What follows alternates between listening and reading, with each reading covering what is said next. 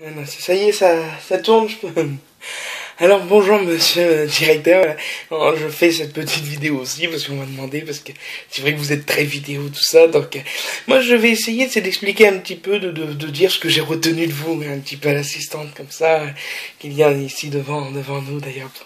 Bonjour tout le monde, bonjour. Ah t'es là toi, t'es... Bon, enfin on s'en fout, c'est pour le directeur que je fais ça. Alors tout d'abord je retiendrai que vous êtes l'homme au chewing-gum. Ça c'est vrai que vous à un moment donné vous avez arrêté de fumer, et là vous mâchez des kilos de chewing-gum comme ça. Un très grand mâcheur, hein, on peut le dire, ça, avec classe, avec un... À peu près, sans trop exagérer. Vous étiez aussi l'homme aux heures d'attente interminables quand on avait des rendez-vous avec vous. Ah oui, alors quand on avait rendez-vous à 9h, on savait qu'il fallait pas venir avant 11h. Et si vous n'avez pas oublié le rendez-vous.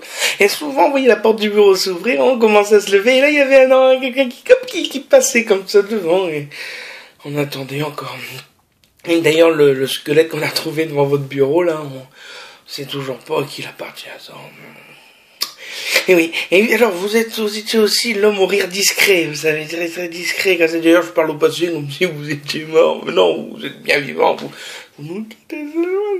Non, vous êtes l'homme au rire discret, vous savez, presque inaudible, comme ça.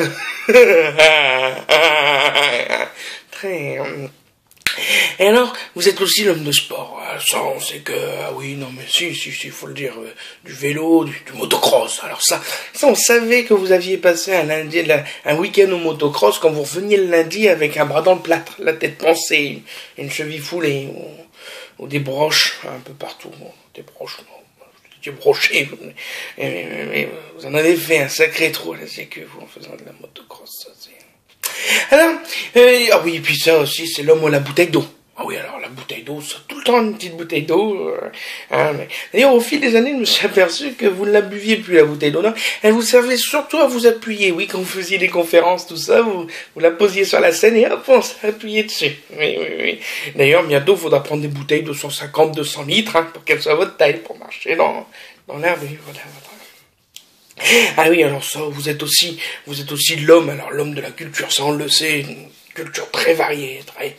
Et moi j'aime bien votre musique, je me rappelle d'ailleurs une fois, vous faisiez un essai de sono à un Téléthon, et vous aviez trouvé un CD dans votre voiture, alors j'ai trouvé ça très classe, c'était un petit peu, vous savez, d'ailleurs si vous connaissez, vous pouvez reprendre avec moi, ça avait un petit peu le curé de Crèmemarée, elle est qui bande, le curé de Crèmemarée, elle est qui bande, elle a dit, ma tante Charlotte, c'est moi qui l'ai testé. Eh ouais, c'était de la vraie culture, ça, c'est...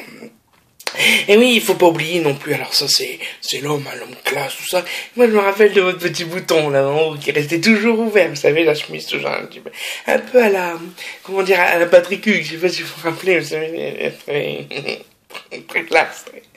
Oui. Ah, et puis alors, attention, c'est aussi l'homme aux lunettes de soleil. Alors ça, qu'il pleuve, qu'il vente, qu'il neige, toujours les lunettes de soleil comme ça, là au-dessus de la tête, là, pour tenir votre belle chevelure. D'ailleurs, au fur et à mesure des années, les lunettes retiennent de moins en moins. Je sais pas si vous avez remarqué, mais là, il va falloir penser peut-être à... voilà, je connais un homme qui fait de très bons implants. Non, alors ça c'était un petit peu pour la partie rigolote comme ça. D'ailleurs, vous voyez, je ne charge pas trop la mule parce qu'il y aurait tellement à faire, mais il faut faire une vidéo courte et je vois que je dépasse déjà le délai. Maintenant, Wild, si tu peux mettre un peu de musique de fond, un peu triste parce qu'il va y avoir la séquence émotion. Voilà. Alors, c'est directeur. Vous savez, vous, directeur, vous êtes l'homme de la 3e, 4e, 5e chance pour les gens. Vous, directeur, vous êtes l'homme de challenge, l'homme de défi. Et c'est pour ça que vous nous quittez, pas nous challenge, un nouveau défi. Vous, directeur, vous êtes l'homme au grand cœur. Ah, ça, on peut pas dire l'inverse. Ça, c'est vrai que... Oui. D'ailleurs, tous les gens dans cette salle penseront comme moi. Vous, directeur, vous êtes l'homme de terrain, l'homme à qui on n'a presque rien à apprendre parce que vous avez vécu, vous avez vu, vous avez entendu. L'homme de terrain, vous êtes... l'homme de la provocation. Si, d'ailleurs. Je me rappellerai toujours de ce Cherokee, vous saviez, le 4x4 que vous aviez, là. Ah, 4x4, la pollution, vous savez, non, il roulait en GPL. Alors, les écolos. Oui. vous, monsieur le directeur, vous étiez aussi l'homme qu'on rencontre une seule fois. Mais sincèrement, qu'on n'oublie jamais.